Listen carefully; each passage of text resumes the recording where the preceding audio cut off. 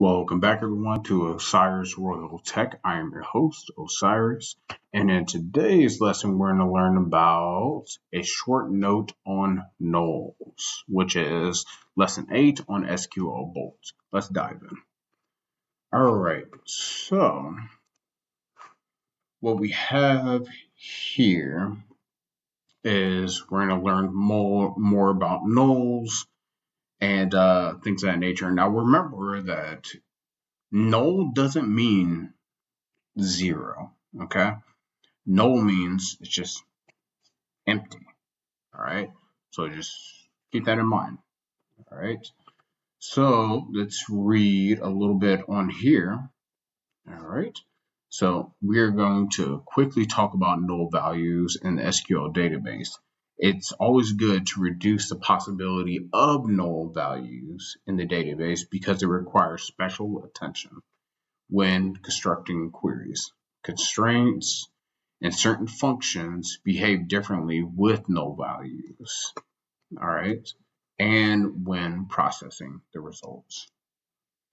An alternative to null values in your database is to have data type appropriate default values like 0 for numerical data, empty strings for text data, etc. All right. But if your database needs to store incomplete data, then null values can be appropriate if the default values will skew later analysis. For example, when taking averages of numeral data. All right. And also, sometimes it's not possible to avoid null values. As we saw in the last session, when outer join two tables with asymmetric data, in these cases, you can test a column for null values and the where clause by using either is null or is not null constraint. And remember, those are constraints. Is null, is not null. Okay. And they always show you an example. Select column from table where column is not null. Once again, the constraint and or another condition, so on and so forth. All right. So in this exercise, this exercise will be a sort of review of the last sessions. We're using the same employees and buildings table from the last session, but we've hired a few more people who haven't yet been assigned a building. So this is where we're going to deal with nulls at. We're going to have, once again, buildings, employees. As you guys can see in buildings, we have building name, we have capacity, and employees, we have role, name, building, and years employed. All right, let's dive in, shall we? All right. So the first exercise is find the name and role of all employees who have not been assigned to a building. All right.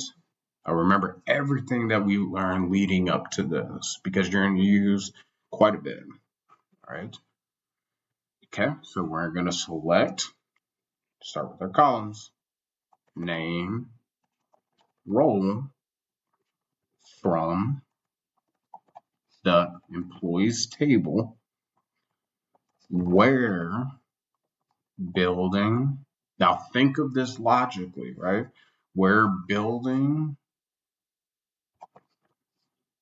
up is null. Voila. Once again, find the name and role of all buildings who have not been assigned to a building, therefore leaving it null. All right. Voila. These individuals have not been assigned to a building. Let's dive to number 2. So find the names of the buildings that hold no employees. All right, let's dive into that. So let's select distinct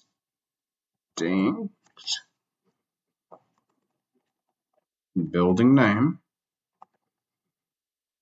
from buildings. All right, and we're going to do a left join on employees. Once again, because from here, we're going to do left join to here. All right, employees on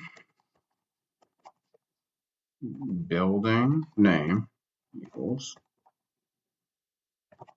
building where, remember that we went over where quite a bit, so you should be pretty familiar with this, where the role is null. Voila, got a check mark. Okay, and as you can see, building name, they're both distinct, meaning they do not replicate one another. There's no duplicates. All right, and there you go. There you have it. There's a review over NULLs, how they work, when is a good time to use it, and also real world examples. So until next time, take care, everyone.